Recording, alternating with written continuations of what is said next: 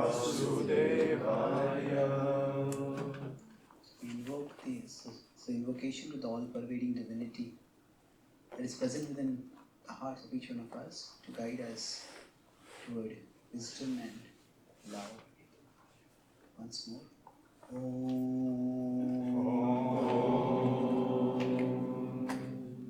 Namo Bhagavate Vasudevaya.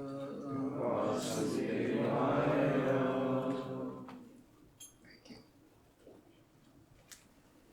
So thank you for coming today, and I'll speak on the topic broadly of the path to self-improvement. And there are two kinds of people in the world. Some people are wise and some are otherwise. And it's not just that there is two kinds of people in the world. It seems that we ourselves seem to oscillate. Sometimes when we have to give advice to others, at that time we are ourselves surprised at the kind of jewels of wisdom that come from our mouth. And then when we are provoked, we wonder, why did I speak like that? Who was that person who spoke like that? I can't even recognize that person. So, what actually is going on within us, and how can we change ourselves for the better? So I'll talk about this in three broad terms. I'll use this acronym APT. So an apt way for self-transformation. That's what we'll be discussing. So A is acceptance. So any journey towards self-transformation has to begin with acceptance. The Bhagavad Gita is an ancient yoga text, and it begins with the warrior Arjuna accepting that I don't know. I don't know what is the right thing to do. Intelligence itself has many definitions or many features. So one feature of intelligence is to know what to do when we don't know what to do. To know what to do when we don't know what to do.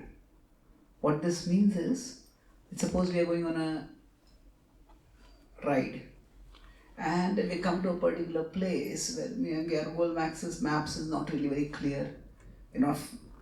What the map is telling and the landmark are not seem to be matching. So what do I do at that time? I don't know. Then maybe if I don't know what to do, I ask someone who is reliable. Somebody who seems to be well informed about that area, I ask someone. So we all will sooner or later face situations in our life when we may not know what exactly we are to do. Similarly, we may face situations when we want to change, we want to do something better, become better, but somehow it's not happening for whatever reasons. So acceptance broadly has two parts to it. One is accepting our weaknesses. We all have shortcomings, flaws, hang-ups, hurts, and they in many ways come in the way of our plans to do things. And when they come in the way, so some of us might not be as fluent in our speech as we want to be. Some of us, our IQ may not be as high. Some of us may feel that, no, I just don't know how to strike a conversation with people. Maybe I'm not humorous enough. Maybe I'm not this and not that. And there could be something more, these are more positive attributes that are lacking. But there could be something else also which are a little more negative attributes. I tend to get angry and yell at others. I have this particular habit that I try to, but I'm not able to give up. Why is this coming again and again? Anyone knows like how? Not that easy. No techies, yes. Okay, if it's not distracting you, then I'll try not. It says volume, right? There's a volume thing. Whose volume is it?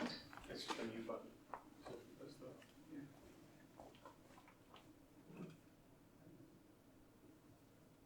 Oh yeah. Okay. So I was once talking with one person, and he was repeatedly complaining about somebody else in the community. And then after hearing him for some time, I said, with all due respects, it sounds to me, generally when I use the word with all due respects, it means what you're going to say is not very pleasant. It's always going to be offensive. With all due respects, it sounds to me as if you're being jealous of the other person. No, I'm not jealous. So I'm just extremely unhappy that good things are happening to him and they're not happening to me. And then when he spoke that, his mouth suddenly opened. Oh, yeah, that is an essential definition of jealousy. So sometimes we don't recognize the state we are in. Sometimes when people come to a melting pot like, say, New York, you can ask, which state are you from? Somebody will say, I'm from California, I am from Texas, I am from Colorado, wherever. So we all geographically, we may be from various states, but psychologically, we often reside in one state. No? It is the state of denial. We often tend to deny the limitations that we have, the weaknesses that we have. And this actually prevents us from improving ourselves. If a wound is not acknowledged, it's not that the wound is going to go away, the wound is going to worsen. So sometimes when we're talking about our weaknesses,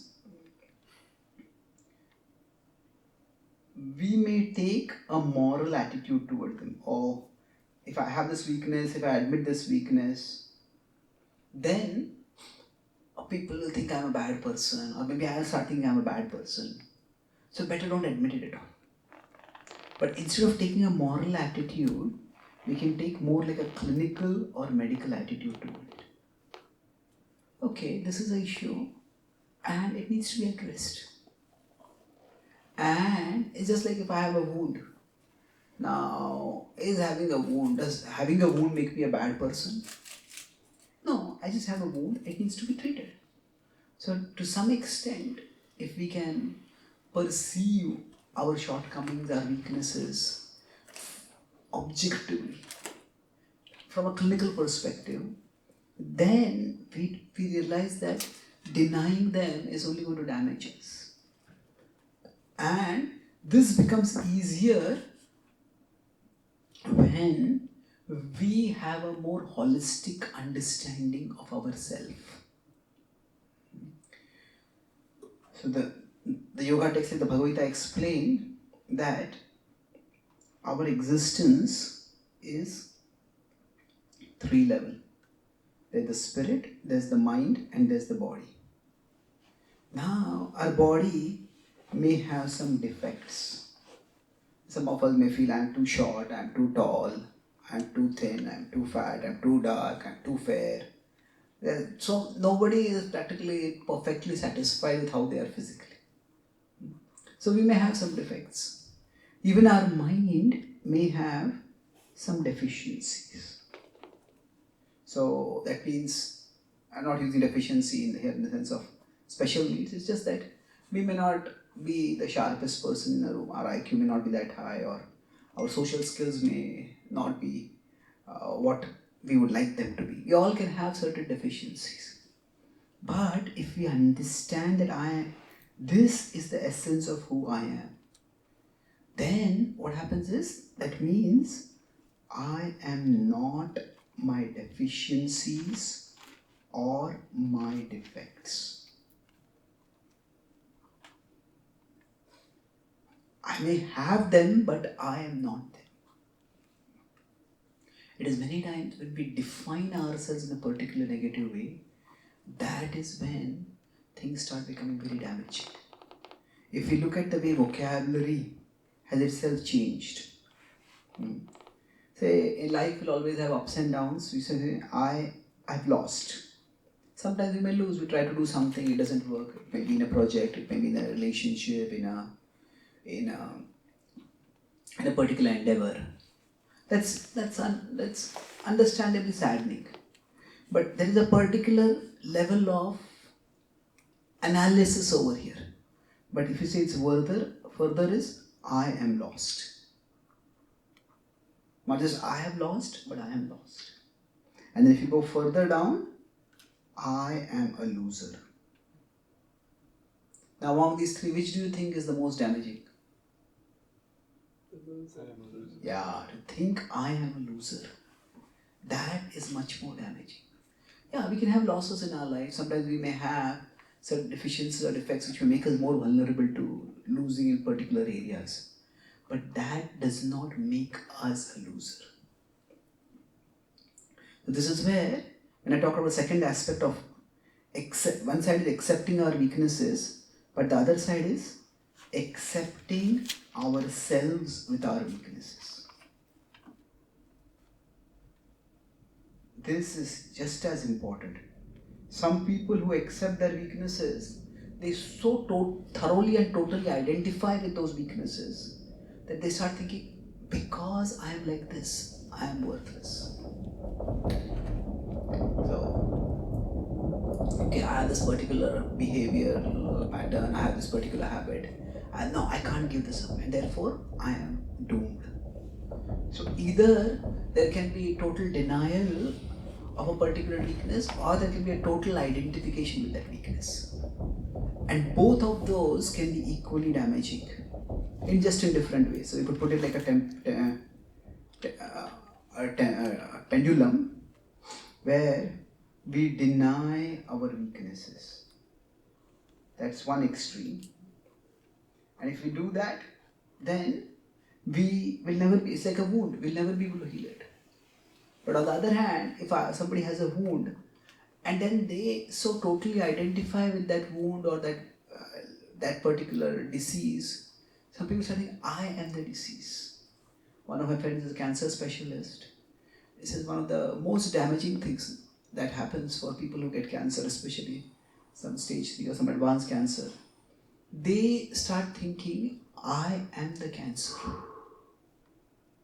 And so nowadays, so one of my friends is more like he's a psychologist who specializes in treating cancer patients, because they found that psychological aspects also play a big role. So he said that when a cancer patient comes, okay, so you say that you draw yourself and draw the disease. So now, many times when somebody draws a disease like that, it is in one place, and from that it is spreading everywhere. And it's spreading everywhere. Now biologically that may happen, that may not happen, depending on treatment. But the way we conceive of something, and then that's one black patch in the body, and that keeps spreading everywhere, and that destroys the whole body.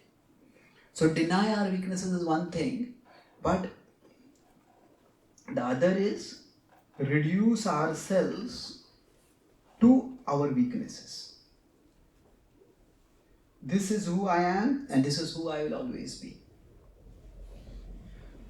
So, I was talking with one person who had a particular habit he was trying to give up.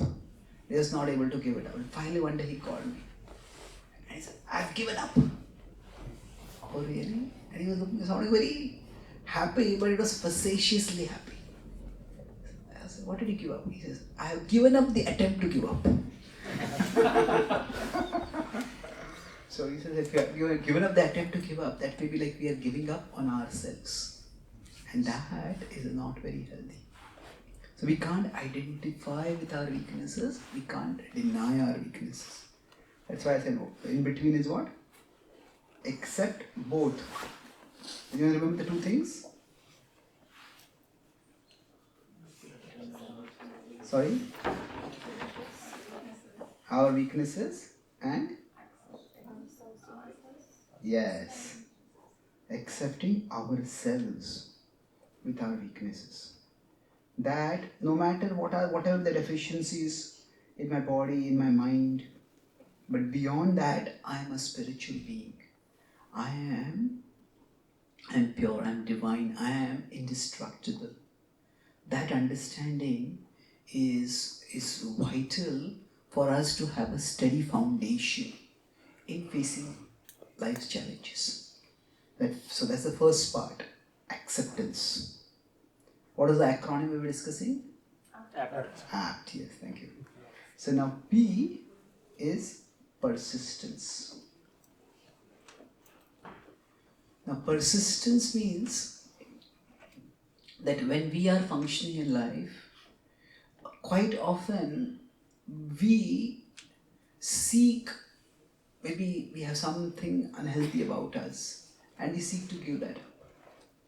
And when we are seeking to give that up, we try it once, we try it twice, we try it thrice, and when you find that it's difficult, it's not happening, then we start quitting. I think it is Oscar Wilde who said that giving up smoking is the easiest thing in the world. I have done it over 100 times. So, like that, sometimes we just feel this, I will never be able to give this up. So persistence means that we need to push on, but what do we push on in? That battle has to be fought very strategically. Like somebody wants to get out, if somebody is being trapped in a dungeon and they want to come out of the dungeon. Like they just keep hitting with their fists at the wall, all that will happen, they will get injured. But if there's some weakness in some area where there's weakness, there they put their efforts, that's where it's going to work. So persistence, there is to be intelligence in how we apply our persistence. Without that, persistence will not work. And this intelligence, explain what that means. In general for us, we understand this is the soul, and say this is the mind. Now, the mind is like a programmed device. Now, programmed device means that everything that we do, that creates impressions in the mind. Does anyone remember now the first time you started driving? You remember that? Okay, most of us remember, isn't it? Now, how many of you were a little scared when you were driving for the first time? Okay. Those who were not scared were foolish. Not really. But sometimes some people are just so excited that the excitement means there's no fear. But it's a little scary. It's a huge machine, and if we go wrong, we can damage it, we can hurt others. And when the first time you start driving, then there's so many things. Okay, I have to look ahead, I have to look at this window, I have to look at that window, I have to look at that window, and I have to make sure that this leg is here, and I have to make sure that that leg doesn't go there, and I have to keep moving my hands, and then all these meters are there, and then I have to look at the speed limits, I have to look at the map on top, and I have to make sure the right turns. It can just seem so overwhelming. How do you do all this? But if you keep doing it, maybe for a week, for a month, for a year, then after that, you can just, even through a crowded road, you can just keep smoothly driving, and then maybe you can hear some audiobook, or you can have a deep, meaningful conversation with someone while driving. So how does that happen? That happens because our mind is a programmable device. So anything that we do, every action, if there is a repetition, especially that action, then, so there's action, there's a repetition, then the mind takes over. When the mind takes over, it means what? It makes repetition easier. So it remembers what we have done. So last time when we were driving, okay, I put this leg over here, I did this, I did that. So if I do it 10 times, if I do it 20 times, the mind remembers it and just automatically pushes us to do that. So say it's to understand this, let's compare it to say a computer browser. Say if I visited a particular website. Has anyone here heard of Bollywood.com? Bollywood, not Bollywood.com. Bollywood? Okay. So Bollywood is like the Indian version of Hollywood. Just it's much bigger.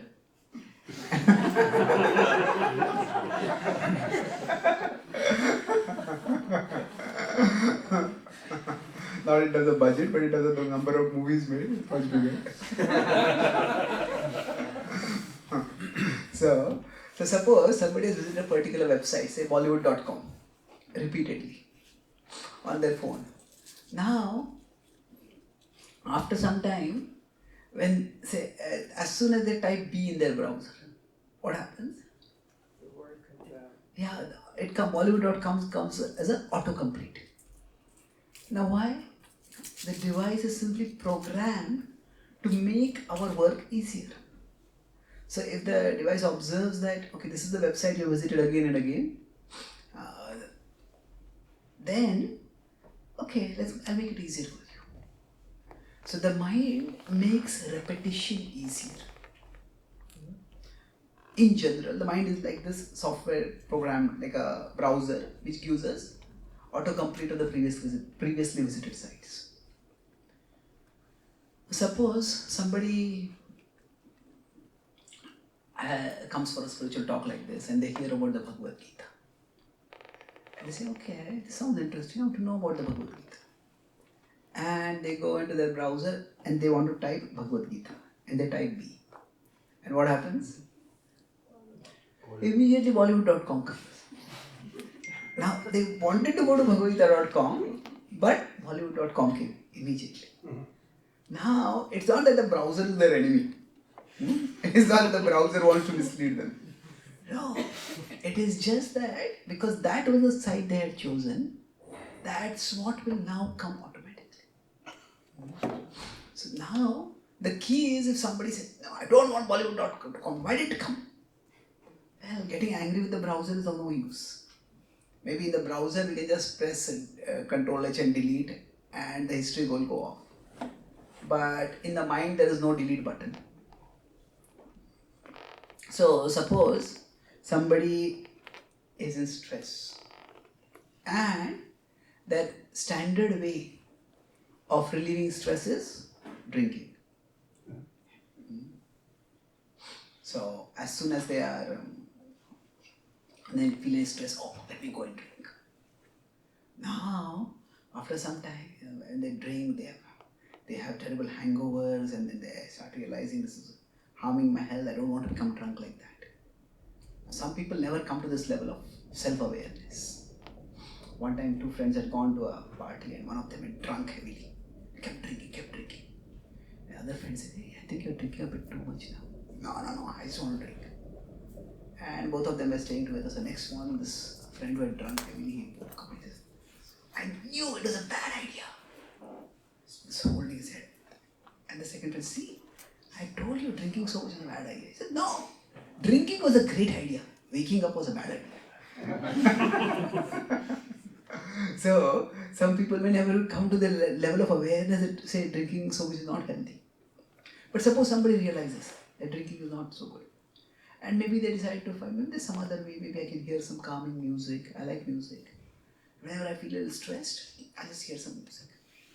And when they hear music, they actually feel calm. Maybe they hear some spiritual music, like we were having this kirtan. You feel calm. Now they may want to do that. They may even plan to do that. So this was what they were doing earlier. Now they don't want to do this. Now say they want to hear some soothing music whenever they feel stressed. But as soon as they feel stressed, as soon as the emotion of stress comes in their mind, the mind immediately defaults towards what? Drinking, yeah. Because that's what they have done in the past. Now, they may plan, I don't want to do this, but when the stress comes, that's where the mind will go.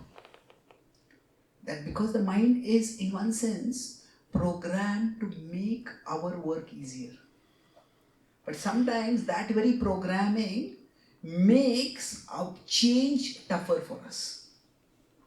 So the mind is, in one sense, you could say neutral or amoral. Not moral, not immoral. In one sense, the browser doesn't care whether you are visiting bhagavad-gita.com or bollywood.com. Wherever you want to go, that's where it will take us. Wherever we have gone repeatedly, that's where it will prompt us to go again. So many times, when we decide, okay, this is not healthy for me. If I don't want to drink so much. I don't want to drink at all for that matter. Okay, but we decide that, but as soon as there's stress, we get the urge to drink, and then we may not even notice what we are doing, and we find that we're already drunk. So at that time, we just become disheartened. I think I won't just change. I just can't change. I say, I'll not do this again. But again, we do the same thing. So at this point, like I earlier said, if we are going to persist, if somebody wants to break through a wall, then you have to find out where the wall is weak. So similarly, with respect to persistence, if somebody wants that as soon as they type B, bhagavad-gita.com should come, then what they need to do is just visit bhagavad-gita.com repeatedly. They do it once. Sometimes while they type B and bollywood.com comes and they go there and they get caught. And then they say, hey, I didn't want to go there. Okay, it doesn't matter. You went there, now come back. As soon as you realize, come back. If they keep visiting bhagavad-gita.com once, twice, 3 times, 5 times, 10 times, maybe 25 times, then after some time, as soon as they type B, what will happen? bhagavad-gita.com will come. So, when I'm talking about persistence, the persistence should be directed towards doing the positive. That is much more constructive. If we try to think of persistence in abstaining the negative, then that kind of persistence may be difficult for us. It will happen, but it will take time. If we again define ourselves by, okay, I will never visit bollywood.com. I don't even want bollywood.com to come on my browser. But no, as soon as you type B, sometimes if you visit too many times, you type O, bollywood.com will come. You type D, bollywood.com will come. You type L, there too, as well, then bollywood.com will come. Who knows? Sometimes so many things may remind us of a particular kind of behavior or habit that we want to give up. And if we are not able to give it up, don't worry too much about what we have to give up. Yes, we want to, but focus on what we can replace it with. This is the focus of the Bhagavad Gita, is that we focus on building the positive, not breaking down the negative. And the more we focus on building the positive, then the positive starts filling our consciousness. So if I consider, for example, say this is a beaker. Now, say in this beaker right now there is air. I don't want any air in the beaker. By default, there will be air. Now I might say get some vacuum machine and pull out the air from it. But even if I do that,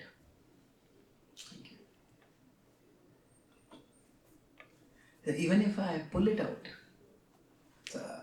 even if I pull out all the air from it, and then I create vacuum, but just a little bit of, maybe move the machine a little bit here, there, small spaces left, immediately air will go inside. So if the focus is on trying to remove the air from the beaker, that is extremely difficult. By default, air is going to go into that. But instead of trying to drive the air out, that is a very difficult proposal. Instead, what we do is that same beaker, if I take and I fill it with water, right to the brain. Then when it is filled with water, naturally what happens? The air goes out. So we focus on filling the beaker rather than emptying the beaker. Emptying the beaker of air instead that we fill it with something else. Then the air automatically goes out. Similarly, with respect to persistence, the persistence needs to be centered on doing the positive, not on abstaining from the negative. Yeah. But why is it like, I understand, but we're comparing air to negative habits, emotions, thoughts, right? But then, what is it? I understand, like in theory, but what is the reason behind it? What is the reason that we can always add, always focus on the positive things and adding positive things in life, but when we try to, stay away or reject the negative thoughts, it comes back. Like, what is the reason behind it? Like, What is the reason that negative thoughts come back? yeah, like. Okay. Well, there are two things over here. Like I said, that our mind is just an auto-repeat device. So if we have been hurt by someone in the past, then whenever we say we want to be in a relationship, then immediately we'll think, okay, well, this person also hurt me. Those memories will naturally come back. So the mind basically is like a auto-repeat device. The repetition is meant for our benefit. But whether it is benefiting us now or not, that is something which we have to evaluate. Say for example, somebody had gone to the war zone and there they heard a sudden bomb explosion, sudden loud sound, and they look back and their colleague was just walking, comrade was just walking with them now. Just flesh that has exploded everywhere. And now, when this happens, they get traumatized. Now they come back, they are in the civilian zone, there is no such danger. But if just some small object drops them, bang, bang. So they just, what has happened over it? This just becomes an alarm, they may break down. So what has happened is, that in that case, the stimulus was a loud sound. And when this loud sound happened, that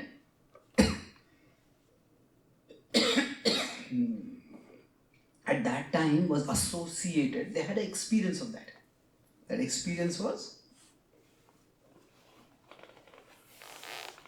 of pain, loss, horror, all of it. So essentially, in one word, you can call it trauma. So now, whenever any similar stimulus comes, then immediately the same phenomenon comes. Immediately the same thought is triggered in the mind. So now it could be, see, in general, if you consider this is our life, now if I consider this to be pleasure, and if I consider this to be pain. Now you say often there is pleasure and there is pain, both are there. And that is true at one level, but another level you can say that our capacity to experience pleasure is far lesser than our capacity to experience pain. Even we have the best food, the best sensual pleasure. Okay, how much is the pleasure over there? But suppose somebody has multiple bone fracture, somebody has chronic back pain, then the pain can be much more.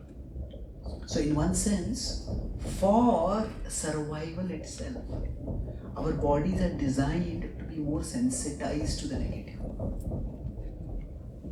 And that itself is not a problem. That is a survival mechanism. If you're going through if you're walking through a forest and there's a beautiful flower, if you miss it, if you see it, that's nice. If you miss it, there's no great loss. But if there's some slithering creature on the ground, and you miss that, there would be a snake, one bite, and he could be dead. So from the survival perspective, to be more sensitized to the negative. That is not a bad thing. It's a functional feature. But the problem is the same functional feature can work against us when we associate a different stimuli with the trauma, with the fear. So when maybe there's a rope lying on the ground, I mistake it to be a snake. So what we need to do is we need to be able to evaluate that when I type B, did I want to go to Bollywood or Bhagavad Gita? Or when this stimulus comes, is this meant to be associated fear? Is this something really I should be afraid of? I needn't be afraid of. So that evaluation is required. And that evaluation is not so easy to do, at least initially. So persistence in that context, if somebody has been traumatized, could mean that if there are pleasant sounds, you expose yourself to sound. Sometimes pleasant sounds can be loud. There can be some music which can be soft and soothing. Some music can be loud. At the same time, it is electrifying. It is energizing. You expose yourself to some sounds which are not associated with those threats. Then gradually, basically we want to, conditioning means a particular stimulus is associated with a particular experience. Say, drinking is associated with stress relief or with pleasure. We want to, deconditioning means we break the default link between stimulus and experience. So that is what we need to do. So this link between stimulus and experience, or you could put it,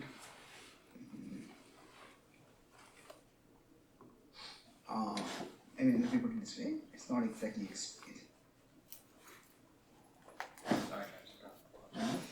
You could call it perception or emotion, how we see it, how we perceive it, how we experience it, what emotion do we have. There's a link between the two of this. And this link is our conditioning. Some conditionings could be good, some could be bad. But so decondition ourselves means that we break this link. And so by persistence, we are deconditioning ourselves. So for example, if we decide, I want to wake up in the morning. Wake up in the morning, I get a head start for the day. In the morning, if I do get things done, I'm fresher, I'm brighter. And when I don't do that, as soon as I wake up, my first urge will be, I want to just press the snooze button of my alarm and I go to sleep. Okay, that's an understandable reaction.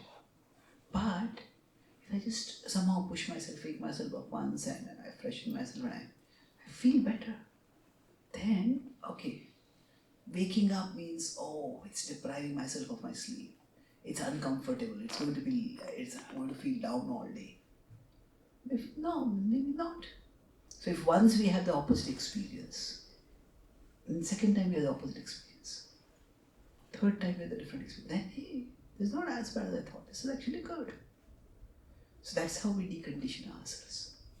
So the stimulus and the default perception emotion that is there, that tends to be negative, but we can recondition ourselves. Okay?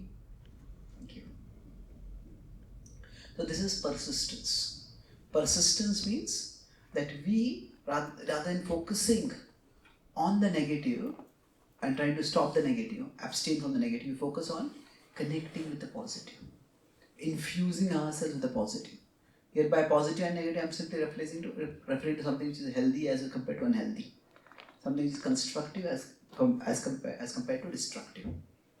And that brings me to the last part. What is the last part? T. Acronym, T. T is transcendence. Now by transcendence, what do I mean? That in our life, say we are almost like in an ocean and there are waves. Routine ups and downs are there in life. But sometimes, and when the waves come, we might be pushed here, jolted there, but we hold ourselves and keep ourselves steady. But sometimes, a monster wave comes in. Something like a tsunami. When this comes, So here I am talking about the other part. Somebody say, okay, I can keep persisting with the positive, but what about the negative? No, ultimately I don't want to become free from it. When will I become free from it? So sometimes our past behavior may create some programming, some pushing that may come like a monster wave. Just that urge seems to overwhelm us. I just can't not do it. So it is possible. It's like a wave. It's giant wave, and we are powerless against it. However, we don't have to fight to stop the wave. Instead of that, if there were a strong anchor and we just focused on holding on to that anchor, even that is difficult when it's huge wave as it does. But relatively speaking, trying to stop the wave or trying to stop ourselves from being pushed away by the wave, the chances of success in that are relatively lower. The chances of holding on to an anchor, they are much higher. So transcendence means that we turn towards a higher anchor. All of us have certain things which stabilize us, strengthen us. But here, you're talking about the divine anchor. So, when we are doing this mantra chanting, this actually invokes the divinity within us. So that divinity in the Bhakti tradition is known by the name Krishna. And when we try to, in a mood of devotion, meditation, try to hold on through our remembrance, through our prayer, just try to hold on to the divine. Try to hold on to Krishna. Then we'll find that our capacity to tolerate, a capacity to withstand the storms of life and the stormy urges that they create within us will substantially increase. And not only that, to conclude with the last point, sometimes we may feel, okay, I may have this anchor, but I can't even hold on to this anchor. Sometimes we may feel, okay, yeah, this Krishna is nice, but sometimes my conditionings are so strong that I cannot even practice bhakti. Okay, even then, so this monster wave has come and say it is about to hit us and it's going to hurl us far away. So now we may say, okay, the anchor was there, but I just let go of it. Now what do I do? Well, the wonderful thing about the Krishna anchor is that the anchor exists throughout the ocean. That no matter wherever we go, no matter whatever condition we are in, no matter whatever conditioning we have, the divine is always there within our hearts. That we may be far away from the divine, but the divine is never far away from us. And wherever we are, we can always turn through meditation, through prayer, through mantra chanting, and we'll find that we can reconnect. We can hold on to the anchor. So that is transcendence. This holding on to transcendence can be the ultimate game changer. The more we hold on to this, the more we'll find that we have access to powers that we didn't even know that we had. And we'll find that self-transformation will become much easier. Both persisting in the positive and enduring the negative, tolerating the negative. Both will become much easier if we just learn to hold on the anchor of Krishna. And the process for holding on to the anchor of the divine, that process is called Bhakti Yoga. So Bhakti Yoga is not just some nice feeling singing or dancing or some good music or some good food. All that is there definitely. But Bhakti Yoga is actually the process for linking with the divine. a process for learning how to hold on to the anchor of the divine. And with this process, as we become more and more adept, we find that we will be able to change ourselves much faster and keep that change more sustainable for a longer and longer time. I'll summarize. So, I discussed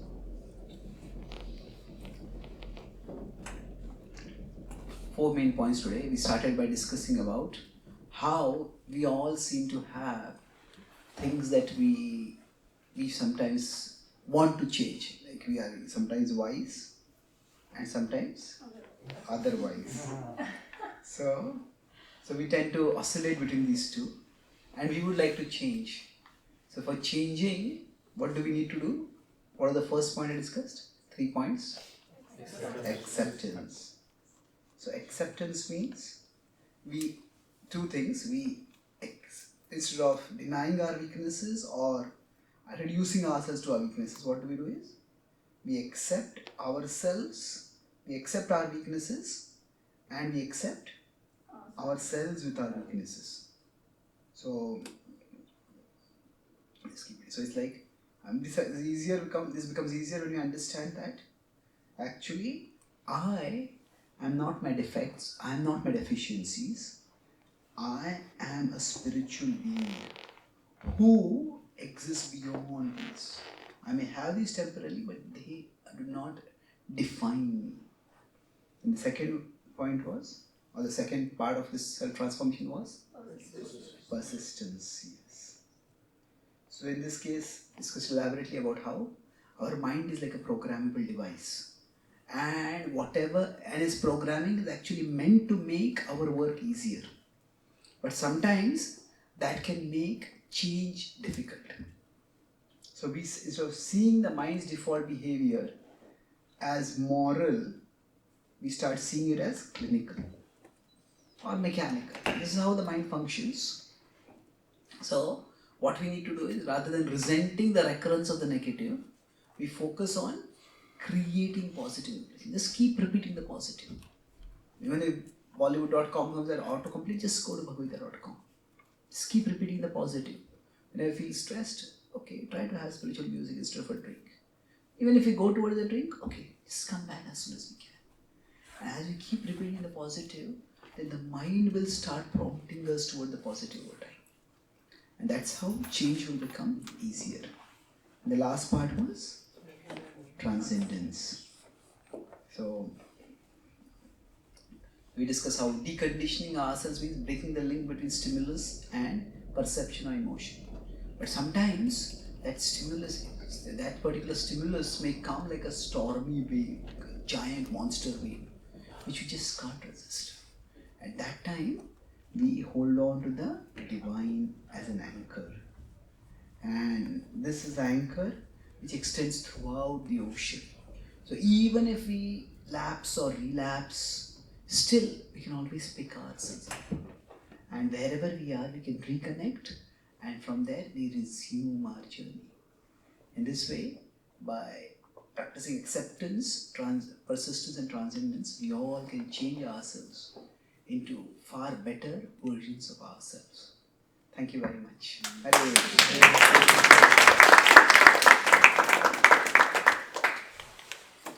So any questions? Do you have time for questions? Yes. Any questions or comments? Yes, please. Firstly, I can't believe I'm seeing you live. Pushpanjali and I discovered you at COVID time, countless of YouTubes, and I can't believe I'm seeing you live, and thank you for the Bhagavad Gita class. It's not even I saw via YouTube. And second, I just want to say, since you quoted Walt Whitman, he also said, be yourself, everyone else is taken. Oh, okay. Be yourself, since everyone else is taken. Yeah, that's true. It's also true that, that, could you say that? What is that saying? You have to live with yourself lifelong. So try to become like a person you would like to be with lifelong. So on one side we have to accept ourselves, but then we also want to become a better version of ourselves. But that doesn't mean that we have to resent or reject who we are. We start from where we are, we accept ourselves and then try to elevate ourselves. Thank you. Yes. Yes, please. Thank you for the class. This may be a semantic thing, but you say change the self. The jiva is Satchidananda, so it's unchangeable, right? So what we're really talking about is changing the false ego. Okay, so when we change ourselves, what do we change? That's a good question. In the Vedanta Sutra, this topic is analyzed elaborately, that there's a self, and from the self, there's the consciousness that comes out from the self. The self is the soul, and is the consciousness. So the technical words used are, this is the Jnana Swarupa, and this is Jnana Rupa. So without going into technicalities, what this means is that the soul is unchangeable, but the soul's consciousness is very much changeable. So when we say change ourselves, what it means is we change the focus of our consciousness, the default state of our consciousness. In general, if you want to know what our defining attachments are, or where we are essentially, then one easy way to know it is to check what do we think of when we have nothing to think of. Do we think of money? Do we think about sensual pleasure? Do we think about food? Do we think about TV? Do we think about sports? What do we think about? So where do our thoughts default to when we have nothing purposeful to go to, nowhere purposeful to go to? So as we elevate our consciousness, then that means the default position of our consciousness rises. We may think more about service, we may think about contribution, we may think about prayer, we may think about others' welfare, we may think about the divine and service to the divine in various ways. So as our consciousness rises, that means we change ourselves. So for example, an alcoholic person and a sober person. What is the difference between them? Now, physically there might be some difference that the person is healthier. But there are so many people who may be alcoholics and right now their body is still healthy, isn't it? The defining difference between the alcoholic and sober person is, where are their thoughts? The default state of their consciousness has changed. So when we say change ourselves, it refers to change the default level of our consciousness. Another thought, I guess I'm a bit confused. Isn't it more of like a forgotten state? Like our consciousness is always essentially focused on Krishna, but we forget. Like it's covered by ignorance, so it always stays pure, but it's covered by ignorance, forgetfulness. Isn't it that consciousness is always covered, is always Krishna, or is forget? You forget? It's always pure, but it's covered by ignorance. Well, we are going into semantics now. Well, I mean, I think it's important, you know. And I don't need to, argue. I'm just curious. Okay. So, suppose a person is having a nightmare. Or say a child is watching a horror movie. And the child is completely horrified. There's a devouring, shape-shifting kind of monster is there. The monster suddenly appears here and devours that person, suddenly goes there and devours that person. And this child is scared. Now, is there any reason for the child to be scared? Is the child really in danger? Well, we could say the child is actually not in danger. But the child's consciousness is completely caught in that movie and the child is scared. So is that experience real or false? Well, you could say it depends on how you define real or false. In terms of the experience of that child, it's real. In terms of the reality, there might be no danger. But in terms of the experience, it's completely real for that child. So like that, for us, our experience right now of material existence with its various temptations and tribulations is very much real for us. And we have to start from where our experience is and then rise higher. So that's why at this stage it is often important to recognize, the Gita says that this world is dukkhalaya. This world is a place of distress. Now we could say the soul is pure and the soul experiences no distress, which is true. But as long as the soul's consciousness is caught in matter, for all practical purposes, the soul's experience of distress is real. It's like a child who is watching TV and is completely consumed by that horror movie. The child's feeling of horror is real. And the child wants to come out of that. Oh, it's all movie. Okay, you have to realize that first. So that's why dukkha doshan darshanam. One of the characteristics of wisdom in the Bhagavad Gita is recognize the gravity of distress in the world. Then later on we can talk about, yeah, you are a soul and you're not experiencing any of these. But if in the beginning we start thinking like that, while our attachments are still there and we're not given up our attachments, it's not going to work. It will only make us stay attached. So there are different levels of perception. So initial level of perception is that our experience right now, that means from our lived experience right now itself, we can intuit that there is a higher level of existence and I should be pursuing that. Because this level of existence is distressing. And then once we start perceiving that, once we are grounded in that higher reality, like say if a director is directing a horror movie. Now all kinds of ghastly scenes might be going on, but the director is not going to get horrified. Because the director knows it's an illusion. Yeah. So similarly, for those who are very spiritually realized, from their perspective, yeah, everybody is ultimately conscious of Krishna only. Is conscious of Krishna in different ways, but they are themselves not realizing they are conscious of Krishna. If somebody is, say, captivated by the taste of alcohol, now the taste of all delicious things comes from Krishna. But if somebody alcoholic says, this is the taste of Krishna, and they keep drinking that, it's not going to happen. They need to recognize that, okay, this is intoxicating, this causes me to malfunction, it's harmful for me, let me give it. Then later on, in more introspective, the moment they can realize, okay, this particular alcohol, this taste is so irresistible, and this is just a spark of the beauty of the divine, the spark of the taste of the divine. That's how I was so attracted to it. But there is a spark, there is the whole, that we become attracted to it. So before we become grounded in reality, before that if we start trying to deny our present experience as unreal, that will only trap us in unreality. Could you repeat that, please? Before we are grounded in reality, before a person like a director, knowing that this is an illusion, before we are grounded in reality, if we try to deny our experience as unreality, then that will only trap us further in unreality. We will not be able to come out of it.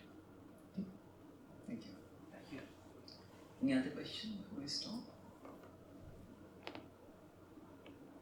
Yes, please. So, our movement emphasizes humility a lot, talks about humility, how we think humility in spiritual life. So, what is the right positive attitude to orient ourselves towards humility without becoming focused on weaknesses, without becoming too focused on our weaknesses? Yes. See, normally we think that ego and humility are opposites. I saw one person, he had a sticker, not a sticker, they had a t-shirt with a quote on it. My humility is my greatest quality.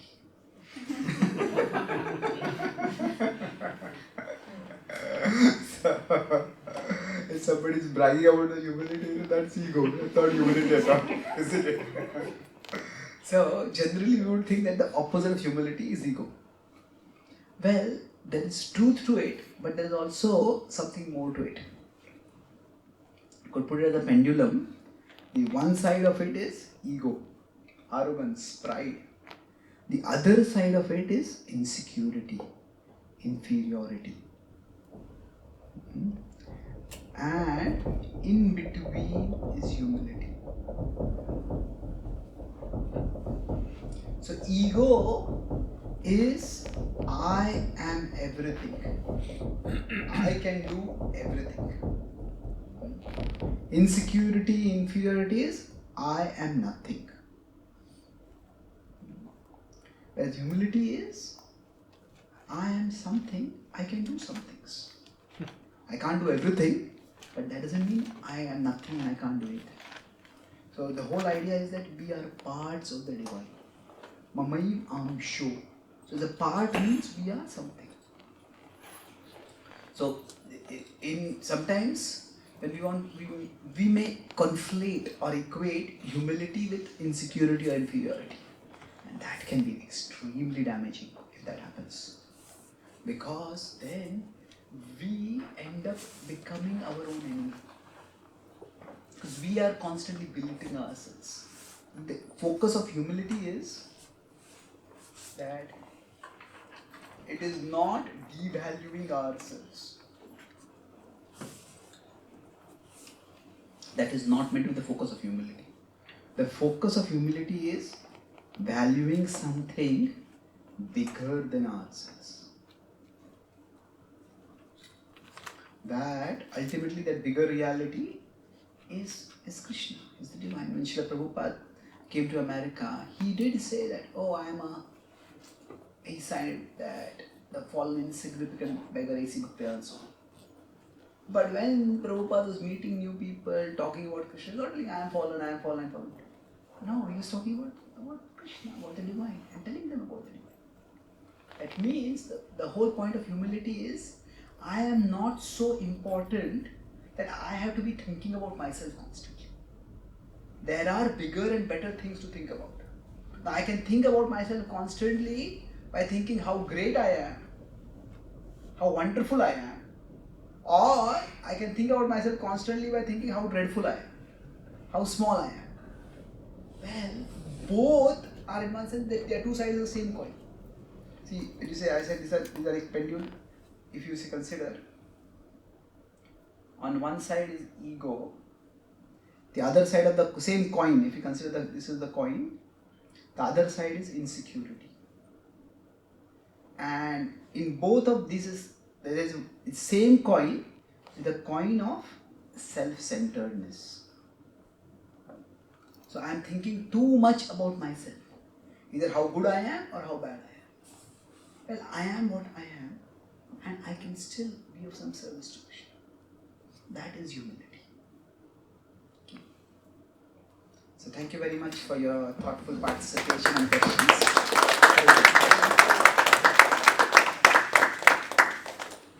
So much of what I spoke today is from my latest book. This is You Are Not Your Mind. I have written some 27 books. This is the latest one. You Are Not Your Mind. You Are Better. So this has about 64 articles, and each of them, these simple images I was drawing. There are simple images like these for each of the articles, and each article has a one sentence summary also with some reflection questions. Why does our mind tend to become moody? What do we do when our mind doesn't seem to be working with us? The questions like that are answered. This is wisdom from the Ramayana. The Ramayana is an ancient Indian epic which talks about ultimately the triumph of goodness over evil and the triumph of virtue within the human heart over vice.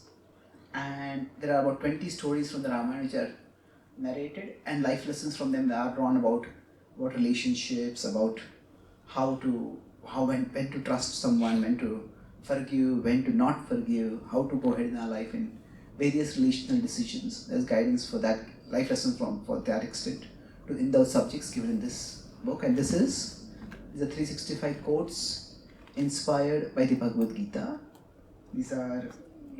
Each of these is based on one verse of the Bhagavad Gita. So, if you are not mindful, your mind will make you a fool. To be happy is possible. To be happier than others is impossible. It's based on 5.23 in the Bhagavad Gita. So to keep small things small, keep big things big. So this is based on 2.4 in the book. So these are quotes like this, and each of these quotes also has an article on my website gitadili.com. If you Google this quote, it will take you there. I explain the article, but even without the article explanation, this is a self-explanatory quote. So all of these are available if you want. And I'm also available for signing the books if you want. Thank you very much. Hare Krishna.